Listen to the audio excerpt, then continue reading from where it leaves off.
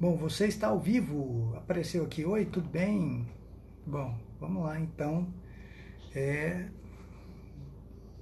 dar uma olhada no que eu vou falar com vocês hoje.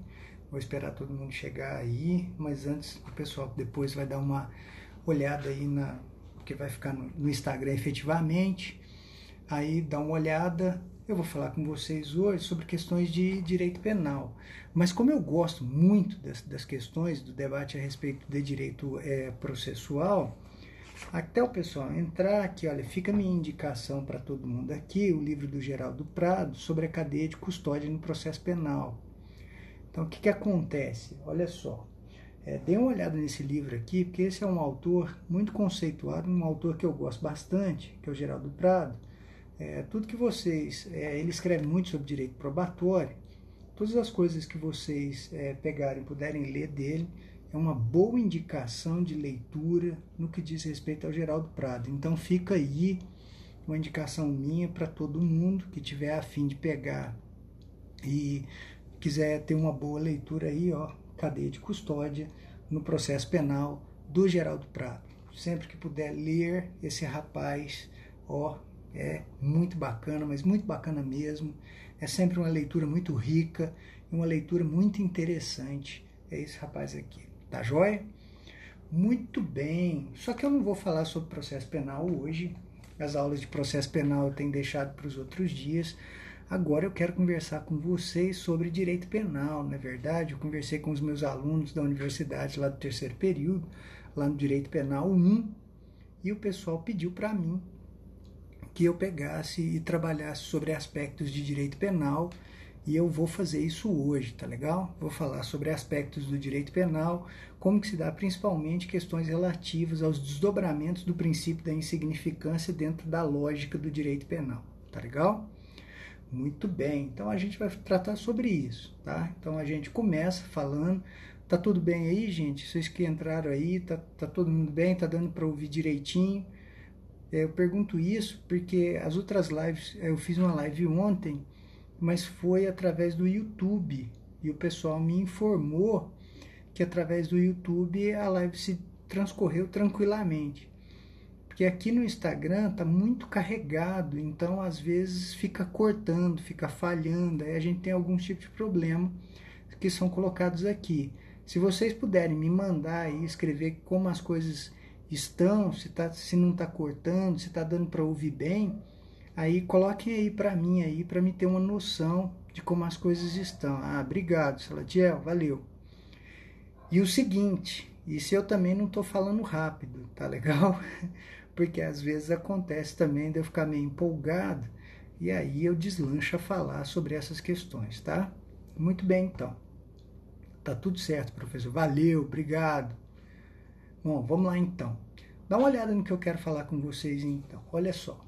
Toda vez que a gente começa a estudar lá na sala de aula, eu vou trocar ideias com vocês, que um dos principais temas que eu sempre abordo com vocês é a questão dos princípios relativos ao direito penal. Aqui, na única aula que tratei com vocês sobre isso, eu chamo a atenção de vocês porque eu gostaria que vocês sempre estudassem aquelas concepções de princípios, regras e postulados. Tradicionalmente a gente estuda só princípios e regras, porque a grande influência do pensamento que a gente tem são do Alexis e do Dworkin, tá legal? Então a gente, normalmente os livros de doutrina, eles trabalham muito dentro das ideias desses dois pensadores, Alexis e Dworkin. Mas eu quero chamar a atenção de vocês que os últimos tempos têm sido marcados pela adoção do posicionamento do professor Humberto Ávila, com aquela ideia de princípios, regras e postulados, tá? Então, assim, se vocês puderem ler a teoria dos princípios do professor Humberto Ávila, vocês vão ver que essa teoria dos princípios, ela incorpora mais os postulados jurídicos em relação ao estudo. De forma bem simples, porque não é o objeto que eu vou estar com vocês aqui hoje. Quando eu olho para vocês e falo sobre princípios, princípios são marcados por uma fluidez, princípios são marcados por aquela utilização, quando eles entram em conflito, que nós chamamos de ponderação. Regras não são fluidas, tá? Regras são marcadas pelaquela utilização que a gente fala ou tudo ou nada, para me utilizar a expressão do working, tá legal? Então a regra ela não tem a fluidez dos princípios, tá? Então eu não vou encontrar isso. Ou eu aplico, ou eu não aplico. Ou é tudo, ou é nada, ou é 8, ou é 80. Os postulados jurídicos, eles funcionam de outra forma. Eles são chamados de metanormas, porque eles são ligados ou eles são dirigidos diretamente ao operador do direito. O grande avanço para mim no pensamento do professor Humberto Ávila no que diz respeito a isso se traduz no seguinte, pessoal. Fala que uma disposição, uma norma, ela pode ser um princípio, ela pode ser uma regra ou ela pode ser um postulado. Existe uma fluidez nessas questões. Depende da forma com que eu interpreto. Tá legal? Mas aqui a gente vai tratar como princípio da insignificância mesmo. Eu não vou entrar aqui se o princípio da insignificância pode se traduzir num postulado jurídico, essas questões todas não. Vou deixar isso para um enfrentamento que a gente faz lá dentro da sala de aula, tá joia? Para a gente aprofundar esse tema. Muito bem. Mas princípio da insignificância ou bagatela. Eu quero chamar a atenção de vocês, primeiramente, para um tipo de disposição, tá? Ou um tipo de, opa, valeu, Sharon. Aí um tipo de ideia, um tipo de disposição. Eu quero chamar a vocês uma coisa, que é o seguinte. O princípio da insignificância está ligado diretamente a uma ideia de política criminal. Isso que eu estou falando por quê? Porque o princípio da insignificância ele tem uma finalidade. Ele promove uma interpretação restritiva do tipo penal ou da lei penal. Por que eu estou querendo falar isso?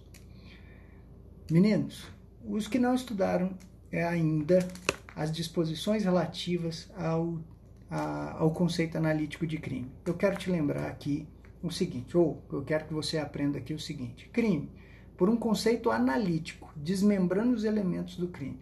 Crime é fato típico, antijurídico ou ilícito e culpável.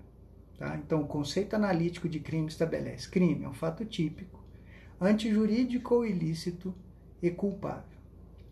A gente analisa no fato típico a conduta, o resultado, o nexo causal que une a conduta ao resultado. Tá legal? Olha só isso. Então, conduta, resultado, nexo causal. E para alguns autores, a gente vai estudar aí a tipicidade aqui, dentro do fato típico, analisando ela sob dois aspectos: tipicidade formal e tipicidade material. Se você se utiliza do livro do Rogério Greco, ele vai falar em tipicidade conglobante, que o Luiz Flávio Gomes fala que tipicidade conglobante é a tipicidade de natureza o quê? Material. Quando você analisa o princípio da insignificância, ele vai atuar exatamente nesse aspecto da tipicidade material. Por que digo isso a você? Ele atua no aspecto da tipicidade material. Porque às vezes um comportamento criminoso, ele se adequa ao texto da lei. Ele é formalmente típico, mas ele não é materialmente típico. Às vezes eu tenho um comportamento que se amolda naquele modelo escrito no preceito primário da norma. Legal? Tá lá. Você vê todos os elementos da definição do crime. Mas materialmente eu não posso falar em crime nesse caso. Tem um caso que foi julgado em São Paulo, chegou ao Supremo Tribunal Federal, o ministro Marco Aurélio de Mello aplica o princípio da insignificância. O cara subtraiu um DVD, R$25. Se você analisar o comportamento dele, ele tem todos os elementos do furto que estão lá no artigo 155. Todos os elementos do furto estão descritos, quer dizer, a tipicidade formal foi completamente preenchida. Mas dá uma olhada, será que eu posso falar em lesão significativa ao bem jurídico patrimônio de uma determinada pessoa a partir da subtração de R$25? Depois a gente vai analisar aspectos disso, mas o Supremo Tribunal Federal entendeu que não havia ali no caso a tipicidade material. Afastou o fato típico, afastando o fato típico, eu nem começo a investigar se o comportamento é ilícito e depois, mais para frente, se o comportamento é culpável. Então, quando eu vou estudar o delito, eu tenho que ficar atento a esses 3 extratos: fato típico, ilícito e culpável. E dentro do fato típico, um dos elementos que eu vou estudar é a tipicidade material, que está diretamente ligada à aplicação do princípio da insignificância ou à criminalidade de bagatela. Tá legal? Quando eu olho isso, eu vou te falar com toda a tranquilidade do mundo. Olha só. Tudo bem? Opa, valeu, Giovana. Aí, quando eu olho isso, eu falo para você o seguinte: qual é a natureza jurídica, então, do princípio da insignificância? O princípio da insignificância, ele tem como natureza jurídica uma causa de exclusão da tipicidade. Qual tipicidade? Aquela que conversamos, a tipicidade de natureza o quê? Material. Tá legal? Eu afasto a tipicidade material da conduta nesses casos aí. Beleza? Tá fácil? Muito bem. Agora, para me reconhecer o princípio da insignificância, eu preciso de critérios, não é verdade? Muito bem, preciso. Quem foi que estabeleceu os critérios de aplicação do princípio da insignificância? O Supremo Tribunal Federal estabeleceu, 4 requisitos objetivos para a aplicação do princípio da insignificância. Eu tenho, então, portanto, 4 requisitos objetivos. Se vocês me fizerem uma pergunta com todo o carinho do mundo: professor, o senhor vai enunciar os 4? Vou. Qual a diferença entre eles? A minha resposta a vocês se dá com muita tranquilidade: não sei. Tá legal? Não sei a diferença entre eles. Ah, mas credo, professor, você não estuda? Não, estudo. Mas o Supremo Tribunal Federal também não sabe a diferença entre os 4 requisitos objetivos de aplicação do princípio da insignificância. Tá legal? Isso leva até boa parte da doutrina a falar que os 4 requisitos basicamente dizem a mesma coisa e que o Supremo Tribunal Federal choveu no molhado ao estabelecer esses 4 requisitos dentro da sua jurisprudência. Tá legal? O Supremo explicou e reexplicou a mesma coisa. Tá? Para você que está me acompanhando, então, e vai estudar aí na sua casa, pode anotar aí, 4 requisitos de aplicação do princípio da insignificância.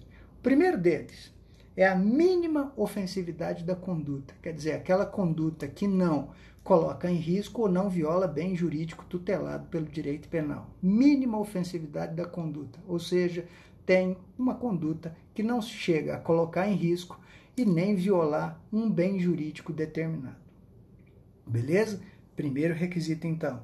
Segundo requisito de aplicação do princípio da insignificância: a ausência de periculosidade social da ação. Olha só, aquela conduta não diz respeito a um perigo social, não coloca em risco a coletividade. Muito bem.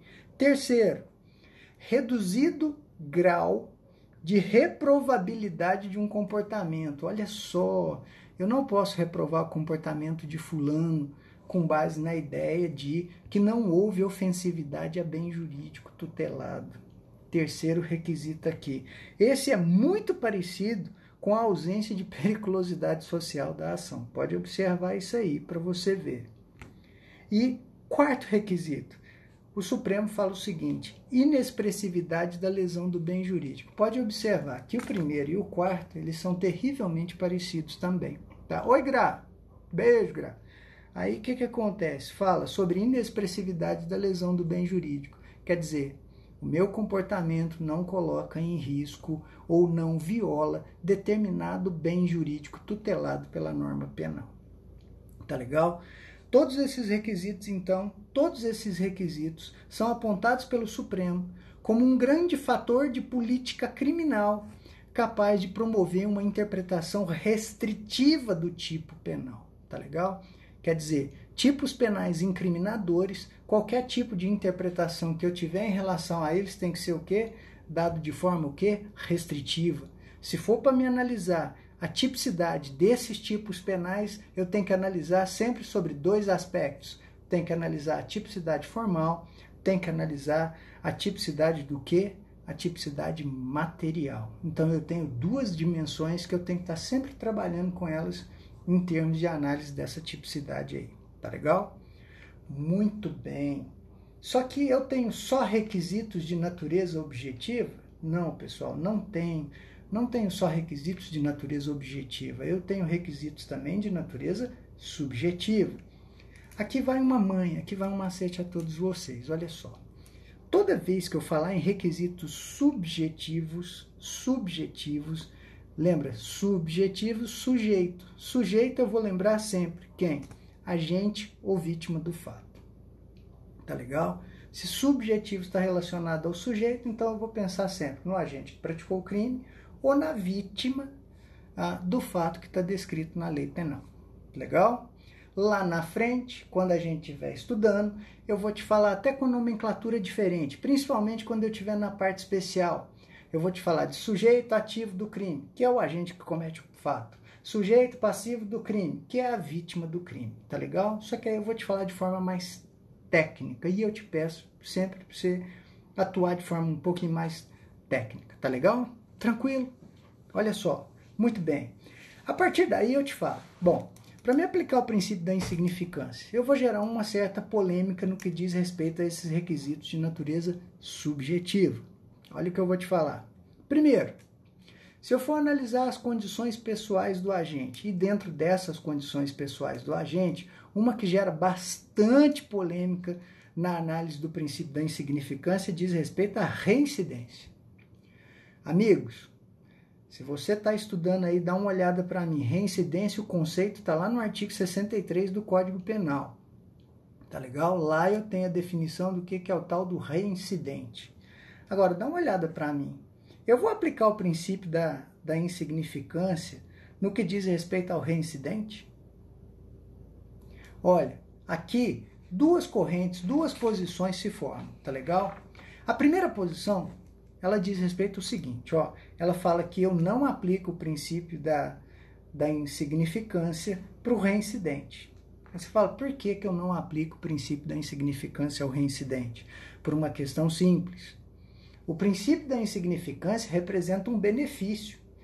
Aí eu vou aplicar um benefício àquela pessoa que já foi definitivamente condenada pela prática de uma infração penal e venha cometer outra, dentro de um determinado lapso de tempo que o Código Penal no 63 estabelece, pessoal. Olha, que legal, quer dizer que eu vou estar passando uma mensagem para essa pessoa de que o crime é altamente rentável, não é verdade? Ele praticou um crime, aí foi condenado pela prática do crime, vem aplicar outro, eu pego e falo, não, eu vou afastar a tipicidade desse seu segundo comportamento, porque eu vou adotar uma interpretação absolutamente favorável à sua pessoa, em termos de norma penal. Então dá uma olhada no que fala vocês. Essa primeira corrente é uma corrente mais dura, é uma corrente que eu olharia para ti e te falaria o seguinte, olha, defenda essa corrente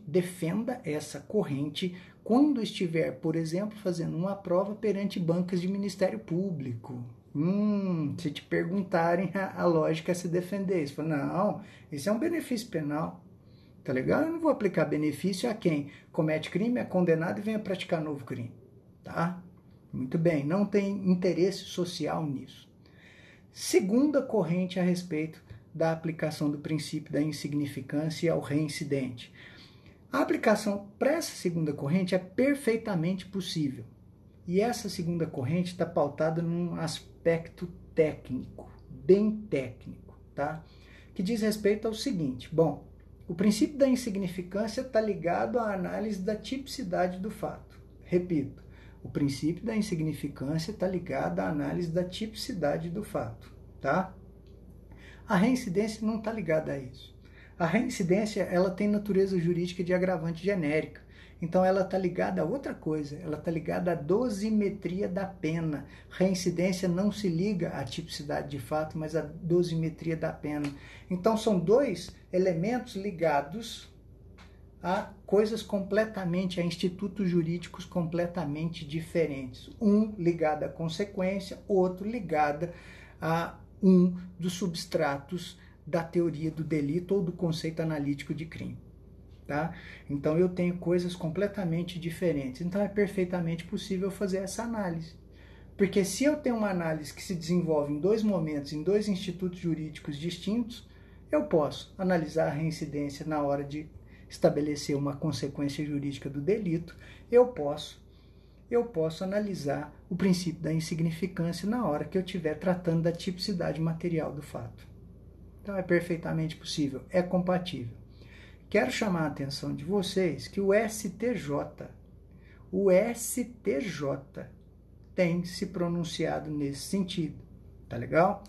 Tem até um caso num dos livros que eu indiquei para vocês, que a pessoa subtraiu algumas cervejas de um supermercado. Olha que beleza, hein? Nossa! Falei, subtração de cerveja, beleza, não tá valendo, não tem problema não, né? É verdade? Mas o montante de cervejas que ele subtraiu dava R$90, tá? O que o STJ fez por bem? O STJ fez por bem aplicar o princípio da insignificância, tá? Nesse indivíduo, já que esse indivíduo ele era reincidente, tá? Ele era reincidente, mas aí a segunda subtração, o STJ foi, concedeu um habeas para ele e afastou essa questão dele. Tá legal? Tranquilo? Estamos bem? Então, olha aí, esse possivelmente é uma das grandes questões que vocês vão ver mais discussões no que diz respeito a isso. Tem outras argumentações também que vocês vão encontrar em livros, por exemplo, a aplicação... Opa, vamos lá, mandaram uma pergunta aqui. Professor, no primeiro dia desse mês, a ministra Laurita Vaz, do STJ, concedeu liminar em habeas, findada na insignificância a um réu idoso e reincidente que furtou 4 chocolates. Nossa, que beleza! Cara, sensacional, fundamentado. É isso aí. É isso aí. Tem um caso. Essa é a típica aplicação do princípio da insignificância, que vai. Eu vou até pegar seu exemplo para a gente falar de furto famélico e princípio da insignificância. Já vou falar agora que a gente já troca essa ideia. Obrigado pelo exemplo. Massa, show! Ó, 4 chocolates. O que acontece? Olha só, tem também uma questão relativa ao furto famélico e a aplicação do princípio da insignificância. O que é o furto famélico, pessoal? O furto famélico é aquele, que a pessoa subtrai para saciar sua fome, tá? Supremo Tribunal Federal, STJ, tem uma visão muito restritiva no que diz respeito à aplicação do princípio da insignificância para o furto famélico. Você fala, por quê? Amigos, eu quero lembrar vocês que essas cortes, principalmente o Supremo Tribunal Federal, as decisões dessas cortes, elas têm um viés político enorme, tá? Ontem, o ministro Alexandre de Moraes e o Gilmar Mendes vêm falando muito sobre questão de conflito federativo no que diz respeito ao Brasil. Então, o que eu falo? Chama a atenção de vocês. Então, você vê que as decisões elas têm um conteúdo político. No que diz respeito ao furto famélico, eles têm uma dificuldade muito grande de reconhecer o furto famélico, de reconhecer a aplicação ou interpretação restritiva de tipo penal no que diz respeito ao furto famélico, que é aquele furto para você saciar a sua fome, tá? Então, eles não costumam reconhecer. Não costumam. É uma exceção esse tipo de coisa. Então, o cara que subtrai 4 chocolates. No Rio Grande do Sul, nós tivemos uma senhora que subtraiu meia dúzia de laranjas, tá? Então, a visão restritiva deles fala que só vai se aplicar o princípio da insignificância nesses casos, quando eu tenho uma subtração que seja capaz de saciar a fome de imediato, tá? Se a pessoa não tem meios de prover a sua própria subsistência através de trabalho honesto. Então, existe uma série de parâmetros que eles costumam reconhecer, assim, o princípio da insignificância no furto famélico só em casos excepcionais, tá legal? Aqui em Minas Gerais tivemos um caso que virou também notícia, apareceu no jornal, nessas coisas todas, foi fantástico e tal, não sei o quê, subtração de galinhas, sabe? Subtração de galinhas para... A Raiz está rindo aqui ao fundo, mas subtração de galinhas para saciar a fome de 2 vizinhos, que isso virou uma disputa que ganhou o noticiário. Então, eu tenho parâmetros muito rígidos na aplicação nesses casos, viu? Por isso, 4 chocolates valeu, muito legal isso. Tá? É a aplicação do princípio da insignificância, sim. Aí você fala, por quê? Isso não gera lesão nem perigo de lesão aos bens jurídicos que são tutelados, que nesse caso aí seria o quê? Seria o patrimônio da pessoa. Tá legal? Foi tranquilo? Foi legal? Bom, furto famélico, então. Muito bem, muito bem. Esse é um dos princípios. Só quero chamar a atenção de vocês para uma coisa, tá? Se me permitem aqui. Amigos, olha só. Eu fui questionado em banca, fazendo prova oral, tá? Fui questionado em banca se a gente podia aplicar o princípio da insignificância na subtração de um caviar. Aí eu peguei e falei, bom, se for o do 007, aquele caviar beluga, que 200 gramas dele custam 1.000 e tantos reais, é claro que não. Até porque também aí, qual foi a saída, qual foi a resposta? E já perguntei isso em prova, tá? Aí depois, mais pra frente, quando a gente voltar e tiver prova, eu vou pôr isso na prova de vocês, tá legal? Se eu posso aplicar uma ideia de subtração de caviar, aplicar o princípio da insignificância por furto famélico, pela ideia de furto famélico, tá? Aí eu peguei, bom, se for o caviar do 007, o caviar beluga, não pode não, tá legal? Não posso aplicar não. Primeiro porque não vai saciar minha fome imediata, tá? Nunca comi esse tipo de coisa, não sei sequer qual que é o gosto disso, não acredito que 100 graminhas de ovas de peixe vão saciar a minha fome. Segundo, eu tenho condições de prover minha própria subsistência por meio de trabalho, então também está afastado o segundo requisito. E aí é que eu falo para vocês. E terceiro, o valor da coisa subtraída me impede uma análise dentro do caso concreto. Eu acredito que para mim e para cada um de vocês aí, a aquisição desse tipo de iguaria seria extremamente caro. Então eu como juiz não deferiria a aplicação do princípio da insignificância para subtração do tal do caviar beluga e do 007 não. Agora, a análise do caso concreto, se for aquele meio mandrake, na verdade, a gente pode até ver. Mas houve esse tipo de pergunta, esse tipo de questionamento que já me fizeram. Tomem bastante cuidado na hora de fazer um questionamento desse, tá legal? O João tá me falando assim, a não ser que só tivesse ido para roubar. Vou te falar do roubo também, João. Já vou chegar no roubo aqui, no roubo, né, para furtar. No roubo, nos crimes, cuidado com a definição técnica de furto e roubo, que a gente vai falar da questão do roubo, e nos crimes com emprego de violência ou grave ameaça. Cuidado nessas questões, tá legal? Estamos bem até aqui? Beleza? Olha, outra questão no que diz respeito a requisitos de natureza subjetiva da aplicação do princípio da insignificância. Amigos, crimes militares. Crimes militares admitem a aplicação do princípio da insignificância? Ronaldão, meu amigo, saudade de você. Crimes militares. E se o sujeito não conhece o valor do furto? Ô, Laura, valeu pela pergunta. O que acontece com o sujeito que não conhece o valor do furto, do alimento? Muito bem. Essa questão vai ser analisada dentro do caso concreto, Laura. Não é bem ligada só à questão patrimonial no que diz respeito a esse sujeito, não. Eu analiso com base na figura do homem médio, ou seja, relativamente à coletividade. Oi, Larissa, obrigado. Vou tentar salvar. Aí é porque eu tenho sérias dificuldades, Larissa, com a tecnologia, mas eu tento salvar assim, fica tranquilo. Aí o que eu analiso, Laura, diz respeito à coletividade como um todo, o que a gente chama de figura reitora do homem médio, ou seja, em média, como que essa situação se dá, tá legal? Valeu? Tá? Então, muito bem. Aí, dá só uma olhada no que chama a atenção de vocês. Crimes militares admitem a aplicação do princípio da insignificância? Crimes militares não admitem a aplicação do princípio da insignificância, pessoal. Pessoal, eu quero que toda vez que vocês fizerem uma análise dos crimes militares, eu quero que vocês sempre pensem numa questão: hierarquia e disciplina. Hierarquia e disciplina são institutos que, para dentro do direito penal militar, processo penal militar, ou na tipificação das condutas dos crimes militares, eles devem ser levados em consideração em qualquer tipo de análise. Tá legal? Então não é simplesmente uma questão de violação do bem jurídico. Existe também dentro dos crimes militares esses bens jurídicos que são analisados e que são levados em conta na hora de eu interpretar um crime militar. Tá legal? Então existe uma questão de autoridade, de hierarquia nas relações militares que deve ser preservada, tá? Tudo bem? Muito bem. Jurisprudência do Supremo Tribunal Federal é muito tranquila na hora de for analisar isso. Você não vai encontrar sequer nesses casos divergência doutrinária, não.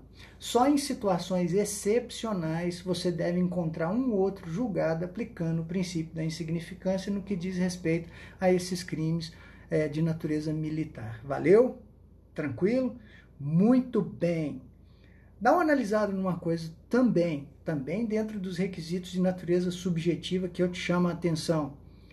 Eu falei para a Laura a questão, olha, a pessoa não sabe subtrair o caviar e não sabe o valor dele, mas dá uma olhada no que eu quero te chamar a atenção, tá? Eu falei que a gente analisa pelas condições do homem médio, a gente tem que analisar isso sim, sobre as condições do homem médio, tá? Muito bem. Só que, olha só, por que você fala que a gente tem que analisar com isso? É conjugar a importância do objeto material. Porque eu tenho que analisar também a questão do objeto material para a vítima, tá? Então, tô querendo falar isso porque eu analisar a condição do objeto material para a vítima. Porque em algumas situações, apesar de existir uma divergência, a questão material, a questão pessoal, o sentimento pessoal, ele vai ser importante para a gente analisar se eu posso aplicar ou não o princípio da insignificância. Tá legal? Aí você imagina uma coisa. Você imagina que você tirou uma foto com o seu ídolo aí, eu não sei qual é o ídolo de vocês, nossa, cara fantástico, você foi lá, ontem teve a Marília Mendonça, não é verdade? Nossa, você ganhou lá o óculos da Marília Mendonça, a camiseta, tirou foto com ela, aí você fez um quadro e colocou lá na sua casa, tá? Quer dizer, baratinho, tranquilo, tá lá sua foto, o cara vai, o larápio entra e subtrai. Aí o larápio vai e subtrai a sua foto com Marília Mendonça. Que é isso? Meu Deus do céu. Aí olha, tudo bem. Ou o larápio entra e subtrai aquela bicicleta velha que você tem, que de valor econômico não tem nada, só o sentimento que você tem em relação àquilo, tá joia? Aí eu olho para ti e falo, eu vou aplicar o princípio da insignificância aí. Tá? Oi, a minha avó tá assistindo a minha live, que beleza, vó.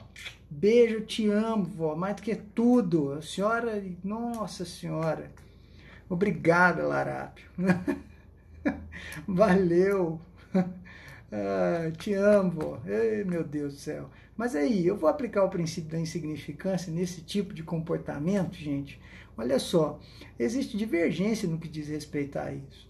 Tem gente que preconiza, parte da doutrina fala que eu tenho que analisar as condições pessoais da vítima. Quer dizer, a subtração de uma bicicleta velha, de uma pessoa que tem condições econômicas privilegiadas é uma coisa.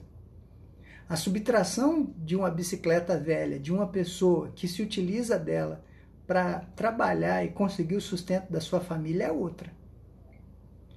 Então tem gente que preconiza, por exemplo, o Kleber Masson, ele fala que, olha, as condições da vítima têm que ser analisadas. Não é só virar para a sociedade e falar as condições do homem médio, não. Igual muitas decisões do Supremo Tribunal Federal olham simplesmente para o aspecto social.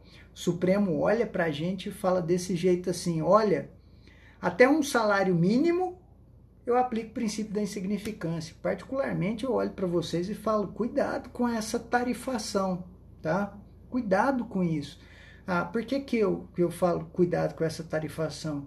Porque hoje a gente está vivendo uma situação excepcional, difícil, e que se a gente for observar, parte da população brasileira vive com menos de um salário mínimo. Então, às vezes, essa pessoa que tem a bicicletinha velha ali, ela é um meio de vida para ela sobreviver, semanalmente, diariamente.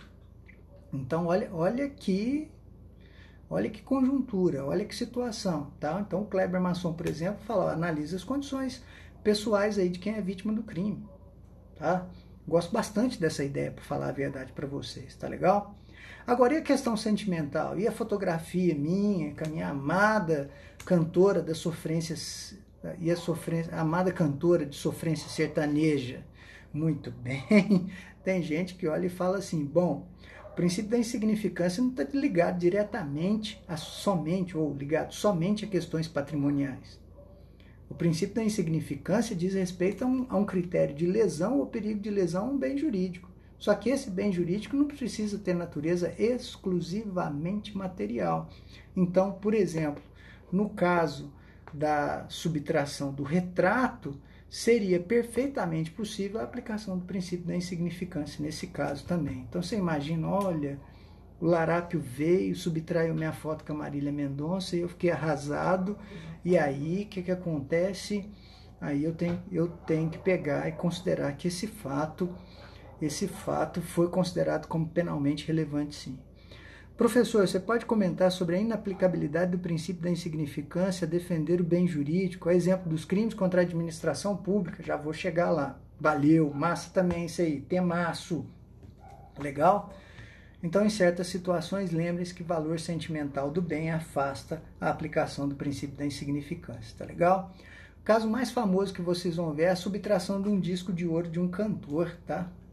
Foram lá, entraram na casa dele, pegaram o disco de ouro dele, o cantor ficou louco e falou, ó, essa aí o Supremo Tribunal Federal veio e falou assim, ó, não posso aplicar o princípio da insignificância não.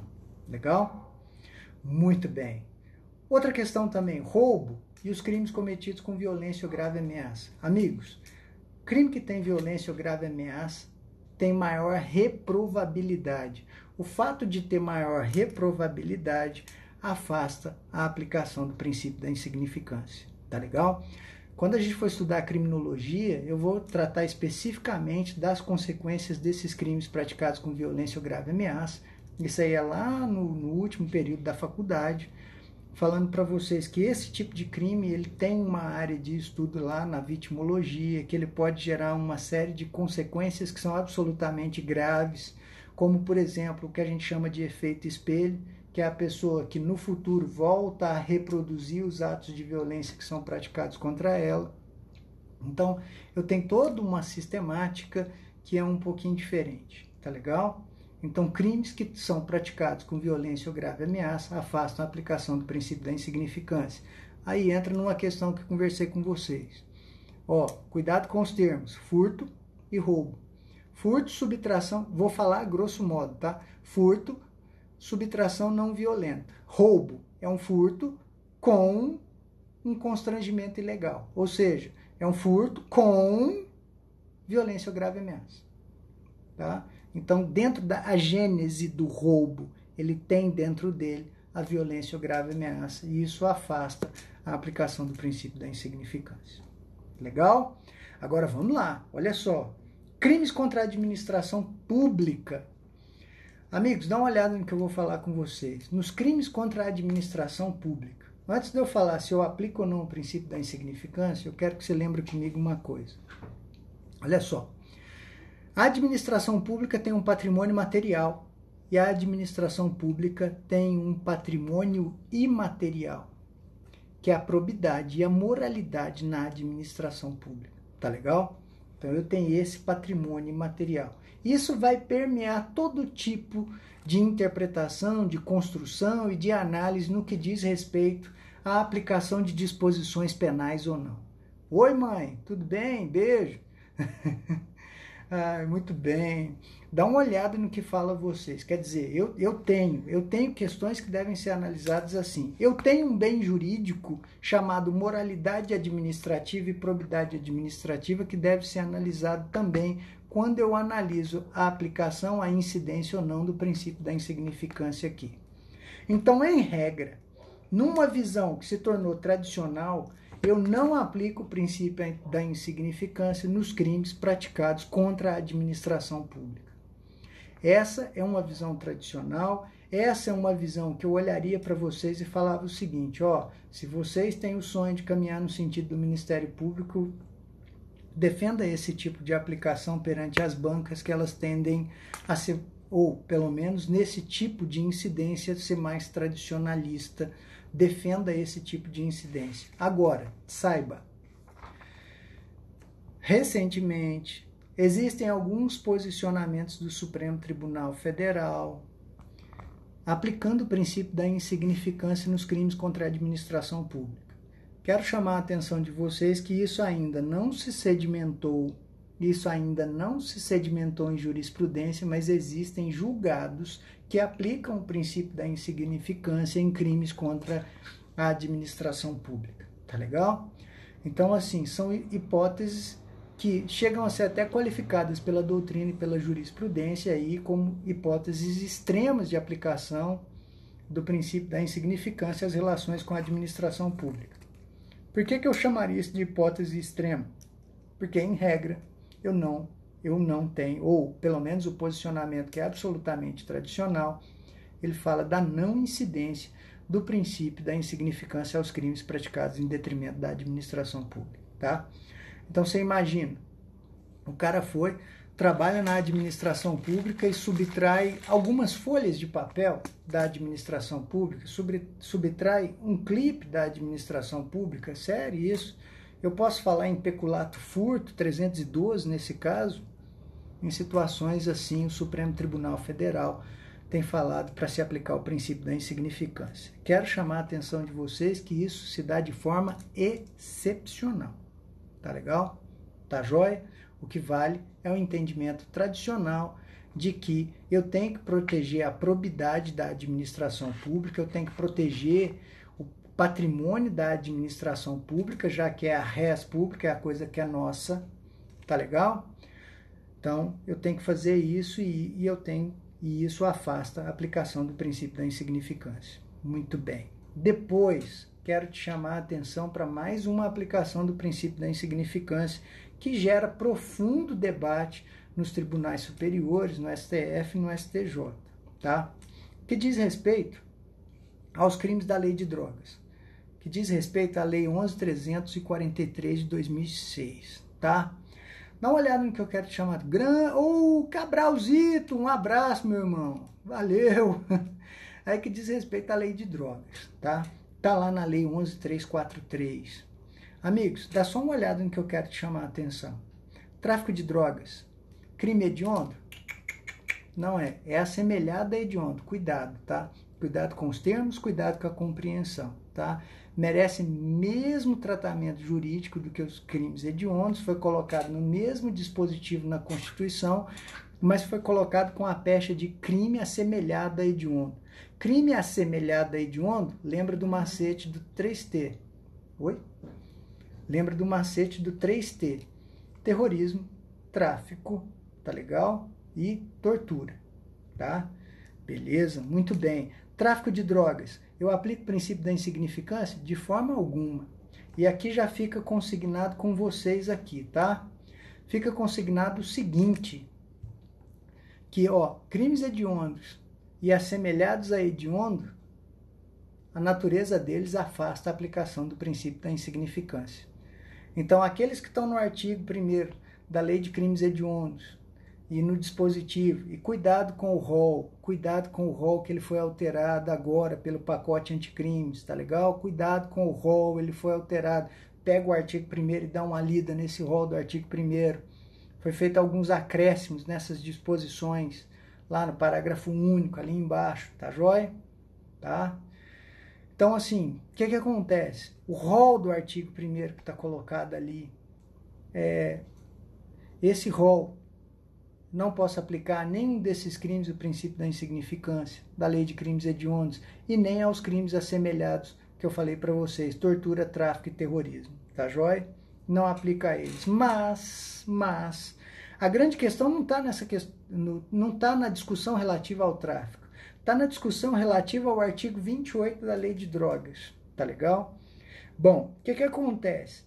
O artigo 28 da lei de drogas traz a figura do usuário de drogas. Se você tiver uma visão mais restritiva do direito, se você tiver uma visão mais dura em termos de penalização, em termos de direito penal, você vai falar o seguinte: eu não aplico o princípio da insignificância ao artigo 28 da lei de drogas, não. Aí você fala, por quê? Por que você, se tiver esse tipo de entendimento, você vai defender que eu não posso aplicar o princípio da insignificância ao usuário de drogas, ao artigo 28? Por uma questão simples. Se você aplica o princípio da insignificância nesse tipo de situação, seria a mesma coisa do que descriminalizar a conduta. Tá legal? E o Supremo Tribunal, e o legislador, lá em 2006, ele não descriminalizou a conduta. No meu ponto de vista, até um grande colega que é o professor Ed Hermes, que eu tenho todo carinho do mundo por ele fala isso, que lá no artigo 28 da Lei de Drogas houve uma diversificação das penas. E eu concordo demais com isso. O Supremo Tribunal Federal, no entanto, fala outra coisa. O Supremo Tribunal Federal, ele fala que o artigo 28 da Lei de Drogas, o que nós temos lá são penas de natureza alternativa. Tá, Supremo, tá tudo bem. Mas, numa visão mais técnica, isso você buscar no Munhoz Conde, assim, eu tenho uma diversificação, porque a gente viu que a pena privativa de liberdade, a prisão, passa por um momento extremamente delicado, então a gente procurou abrir o sistema penal a novas formas de sancionamento. O artigo 28 da Lei de Drogas, quando fala do usuário de drogas, tem exatamente essa ideia. Mas o Supremo Tribunal Federal chamou desse jeito assim, foi lá e etiquetou. É pena alternativa. Tá bom, Supremo? Não vou falar nada a respeito disso, da decisão do Supremo, tá? Então, você imagina. Então, a grande questão está ligada a essa do usuário. Então, se você tiver uma visão mais punitivista da vida, você vai olhar e falar desse jeito, falar assim, ó, não, senhor. Se o legislador em 2006 não descriminalizou, não sou eu interpretando que vou descriminalizar aplicando o princípio da insignificância nesse tipo de questão, tá? Mais uma vez te falo, depende do ponto de vista que você está defendendo, tá? Agora, se você não tiver esse tipo de visão um pouco mais punitivista, talvez você entenda sobre a aplicação do princípio da insignificância a certas questões que estão relacionadas assim. Aí você fala, bom, aonde que a corte já admitiu isso? Por exemplo, a pessoa foi pega com 1 grama de maconha. O Supremo Tribunal Federal entendeu por bem aplicar o princípio da insignificância a essa pessoa pega com 1 grama de maconha. Tá legal? Agora, quero te chamar a atenção para uma coisa. Ainda não chegou a uma decisão final, algo que está tramitando lá no Supremo Tribunal Federal, e até um dos votos, o ministro Roberto Barroso, fala em determinada quantidade de drogas para uso pessoal. Tá? O ministro Barroso vai lá na legislação de Portugal, que fala em 25 gramas de maconha para uso pessoal, e aí está se discutindo hoje no Supremo Tribunal Federal a não recepção do artigo 28 da Lei de Drogas, ou está se discutindo hoje a inconstitucionalidade do artigo 28 da Lei de Drogas. Vamos aguardar isso aí. O ministro Gilmar Mendes, ele, ao contrário do Roberto Barroso, ele não fala em quantidade, mas também votou no sentido da inconstitucionalidade do artigo 28. Isso vai representar a descriminalização dessas questões relativas ao usuário de drogas. Vamos acompanhar e vamos ver o que o Supremo Tribunal Federal vai decidir aí no que diz respeito a isso, no que diz respeito a cannabis sativa, não é verdade? Como o cantor fala, que mantém a cabeça ativa. Tá bom, viu? Tudo bem até aqui? Tá tranquilo? Estamos bem? Tá ótimo? Muito bem, então. Olha só. Outras questões de aplicação do princípio da insignificância no que diz respeito a crimes ambientais. É um tema que eu gosto bastante, que já fui professor de Direito Ambiental e que eu acho legal também, tá? Dá uma olhada no que eu falo para vocês aqui, ó. Existem decisões dos tribunais superiores admitindo a aplicação do princípio da insignificância em crimes ambientais. Bom, o professor de Direito Ambiental não vai falar para vocês que adora a aplicação do princípio da insignificância em crimes ambientais, não é verdade? Sabe por que eu chamo a atenção de vocês? Eu acho isso, até me surpreende esse tipo de decisão, por uma questão simples, olha só, em nome da natureza jurídica do bem. Tá? Em nome da natureza jurídica do bem, que está lá tratado no artigo 225, em nome da grandeza que esse dispositivo trouxe em termos de tutela jurídico do meio ambiente. Se vocês observarem lá no 25, eu tenho responsabilidade civil, eu tenho responsabilidade administrativa, eu tenho responsabilidade penal de quem pratica crime ambiental. Eu tenho o princípio daquela responsabilidade que transcende uma só geração, a responsabilidade intergeracional, quer dizer, tudo isso me revela que é um bem jurídico que transcende a esfera constitucional. Então, tudo levava a crer que eu não iria admitir a aplicação do princípio da insignificância nos chamados crimes ambientais. Mas não foi isso que os tribunais resolveram, não. Então, o Supremo Tribunal Federal tem decisões no sentido de aplicar o princípio da insignificância no que diz respeito a crimes ambientais, principalmente com questões relativas à pesca. Tá legal? Pesca em período que seja proibido. Então, o Supremo ele vai lá e fixa alguns parâmetros aí. A gente tem sempre que lembrar, e aí também não vou criticar de forma veemente a decisão do Supremo, a gente tem que lembrar que o Brasil é um país que tem profundos problemas sociais e muitas pessoas se utilizam da pesca para subsistência, para manutenção do quê? Da sua vida, dela e de seus familiares, tá legal? Então talvez seja por isso a aplicação do princípio da insignificância no que diz respeito a esses crimes aqui, tá legal? Tudo bem? Tudo tranquilo?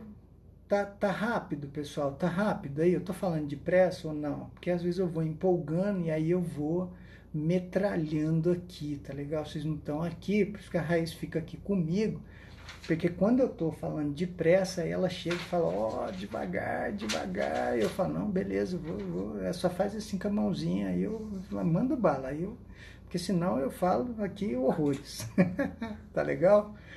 Muito bem, então vamos lá. Mais um caso de aplicação ou não que a gente pode analisar do princípio da insignificância aqui. A gente fala no crime de descaminho, olha só, crime de descaminho que está no 334. Aliás, esse dispositivo tem uma redação interessante. Há um tempo atrás eu olharia para vocês e falaria sobre duas coisas que estavam colocadas dentro do mesmo tipo penal. Eu falava contrabando e descaminho, tá?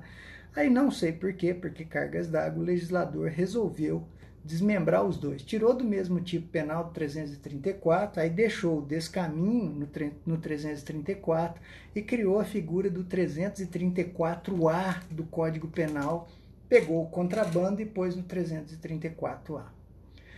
De maneira breve, bem tranquila aqui, que fique consignado com vocês o seguinte, olha, o descaminho está ligado à ideia de eu pegar e iludir o fisco no que diz respeito aos tributos. Tá? Então, o descaminho está ligado a eu iludir o fisco, não pagar tributo, iludir o fisco. O contrabando, ele está ligado à ideia de eu pegar de outro país e trazer para dentro do território nacional um produto que seja proibido aqui. Tá? Então, eu vou lá no Paraguai, país amigo, pego um remédio lá e trago para cá, para o Brasil, um determinado medicamento que se encontra proibido aqui no nosso território. Tá legal? Muito bem. Esses dois geram consequências distintas. Aí você fala, por quê? Descaminho está ligado a questões de natureza tributária. Muito bem. No descaminho, é pacífico a aplicação do princípio da insignificância. Ou seja, a gente olha e fala, é perfeitamente possível a aplicação do princípio da insignificância no crime do 334A. A discussão que existia, e que hoje ela acabou, diz respeito ao seguinte, pessoal. 334, descaminho, era o valor da aplicação do princípio da insignificância. Antigamente existiam duas correntes, uma que falava em 10 mil reais, outra que falava em 20 mil reais. Hoje essa discussão acabou.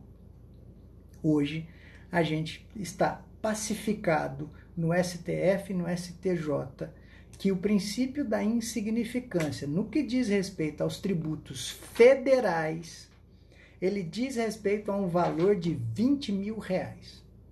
Tá legal? Então, se eu iludir o fisco no sentido de dever a ele, fisco, 20 mil reais, até 20 mil reais, o que acontece? Eu aplico o princípio da insignificância e não respondo pelo crime do 334A.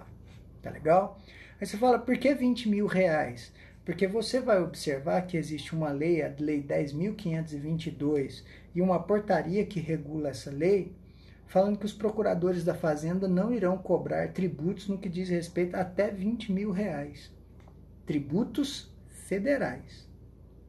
Aí você fala, então até R$20 mil, quer dizer, a União não se interessa por débitos que são abaixo de R$20 mil. Então, quer dizer, os tribunais começaram a entender que a partir daí, então, eu posso aplicar o princípio da insignificância quando eu tenho débito federal até R$20 mil no que diz respeito ao fisco. Tranquilo, começou a aplicar isso, tá? E o que eu estou querendo deixar bem claro a vocês é que eu estou falando de tributos de natureza federal. De natureza estadual e municipal, essas entidades federativas precisam regulamentar esse tipo de disposição, tá legal? Então, o que eu falei para vocês, a Lei 10.522, ela só vale para a esfera federal. Beleza? Fácil? Muito bem, muito bem, muito bem, muito bem. Isso diz respeito ao descaminho. A aplicação, então, é perfeitamente possível. Agora, o contrabando, eu tenho uma outra realidade. Ao contrabando não se aplica o princípio da insignificância, tá legal? Por que não se aplica? Em virtude da proibição da mercadoria de ser importada ou exportada para o território nacional. Você fala, por quê? Dá uma olhada no que eu te falo. Eu não posso falar que é insignificante uma mercadoria que entra ou saia do meu país e que seja classificada como proibida. Olha a reprovação social desse tipo de comportamento. Agora, eu quero deixar bem claro também a todos vocês que existem decisões do STJ,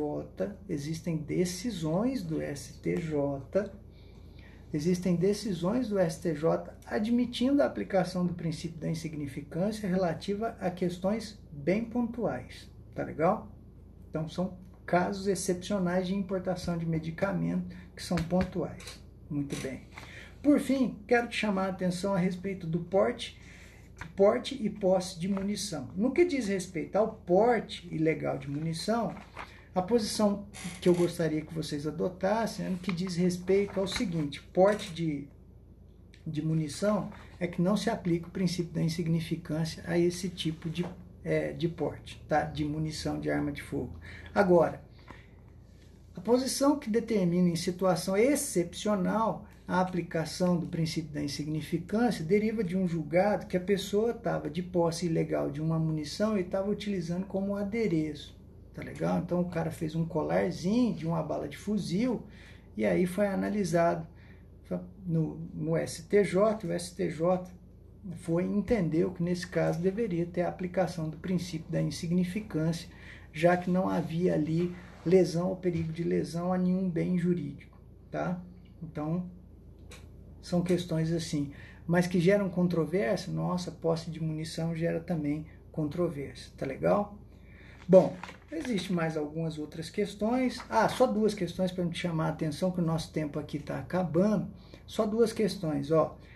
Ato infracional, está lá no 103 do ECA. Eu posso aplicar o princípio da insignificância, o STF é pacífico no que diz respeito a isso. E quero te chamar a atenção também para a violência doméstico-familiar, um tema muito importante em qualquer tipo de estudo, tá? Porque nós temos problemas sociais terríveis advindo desse tipo de comportamento.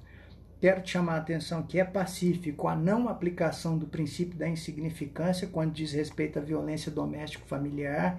Quando você estiver estudando na sua casa, dê uma olhada na súmula 589 do STJ, tá? Então, o STJ sumulou essa questão e o melhor entendimento é isso mesmo, tá? Então, não se aplica o princípio da insignificância em nenhum tipo de crime relacionado à violência doméstico-familiar no contexto de violência doméstico-familiar. Legal? Tranquilo? Tá fácil até aqui? Estamos bem? Bom, eu vou me despedir de vocês aqui. Bom, quinta-feira que vem, então às 7 horas, a gente volta a falar sobre essas questões.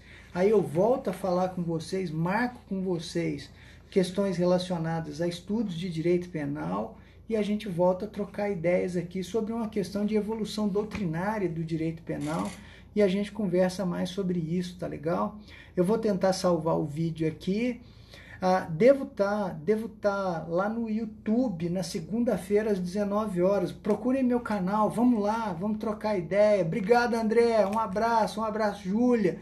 Valeu, gente. Valeu, Júlio. Valeu por tudo aí. Até mais pra vocês. Fiquem com Deus, hein? Vamos lá, hein? Vamos lá, hein? Oh, feliz Páscoa a todos aí.